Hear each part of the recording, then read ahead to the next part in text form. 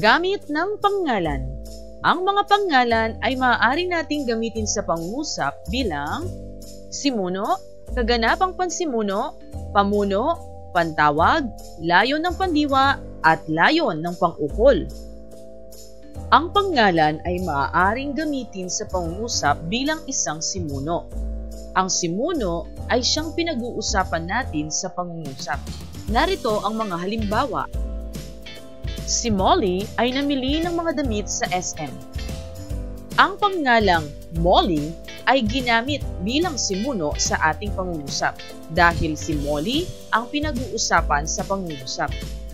Sina Maria at Helen ay sumasayaw. Ang mga pangalang Maria at Helen ay ginamit bilang simuno. At naglalaro ng bola ang aso. Ang pangalang aso ay ginamit bilang simuno. Ang pangalan ay maaari ding gamitin bilang kaganapang pansimuno. Ito ay kung ang simuno at isa pang pangalang nasa panaguring tinutukoy ay iisa lamang.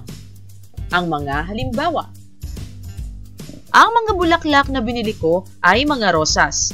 Ang pangalang rosas na nasa bahagi ng panaguri ng pangungusap ay ginamit bilang kaganapang pansimuno dahil ang rosas at ang pangalang bulaklak na nasa simuno ay iisa lamang. Sina Ken at Jose ay mga manlalaro ng football.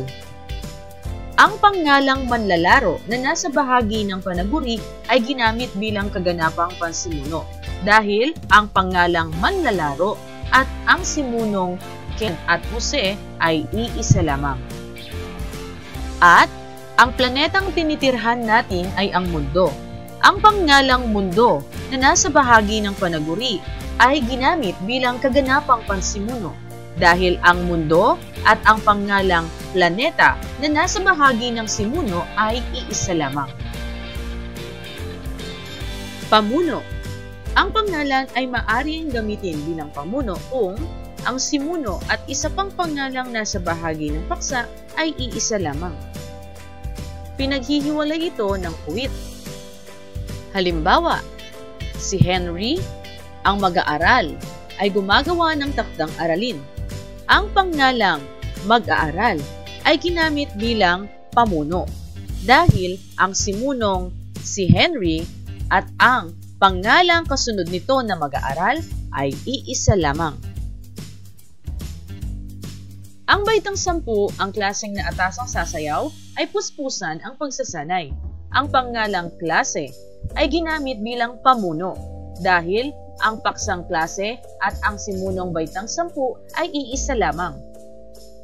At ang dagupan, ang bangus capital ng Pilipinas, ay nagsagawa ng pista noong Abril.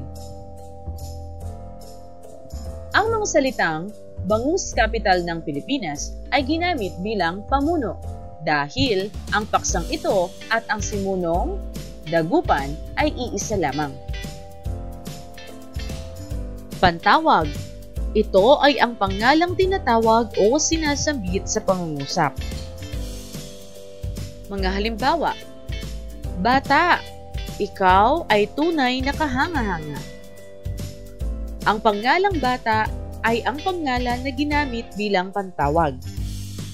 Ken, natapos mo na ba ang iyong takdang aralin? Ang pangalang Ken ay ginamit bilang pantawag. Inay, ikaw ay dakila. Ang pangalang inay ay ginamit bilang pantawag. Ang mga pangalan ay maaari ding gamitin bilang layon ng pandiwa.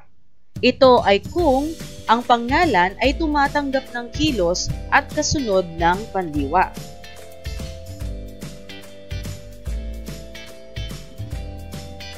Narito ang halimbawa. Nag-uwi ng mais si tatay kahapon. Ang pangalang mais ay ginamit bilang layon ng pandiwa dahil ito ang tumatanggap ng kilos.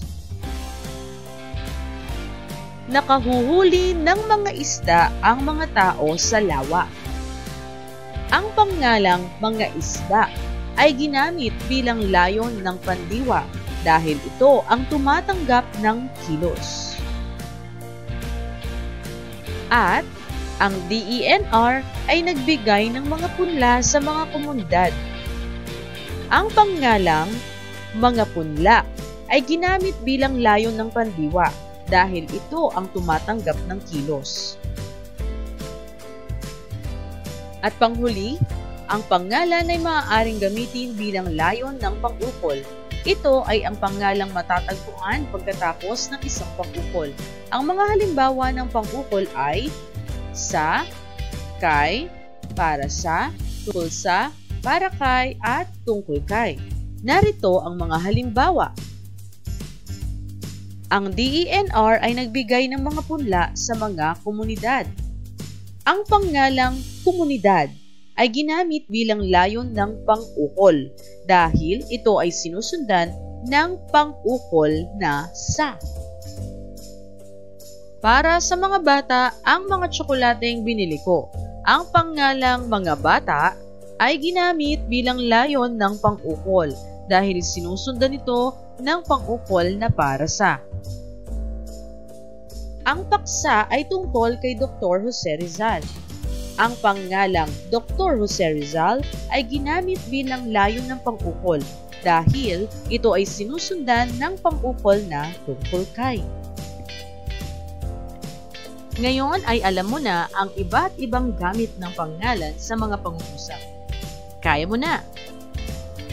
Tukuyin kung paano ginamit ang pangalang nakasalungguhit sa bawat pangungusap.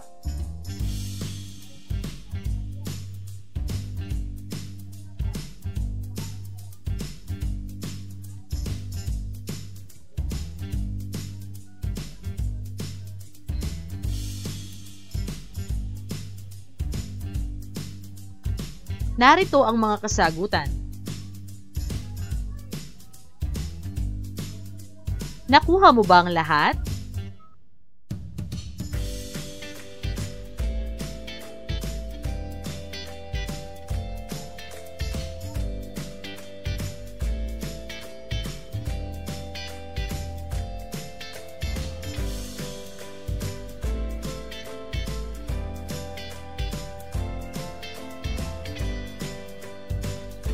Narito ang mga kasagutan.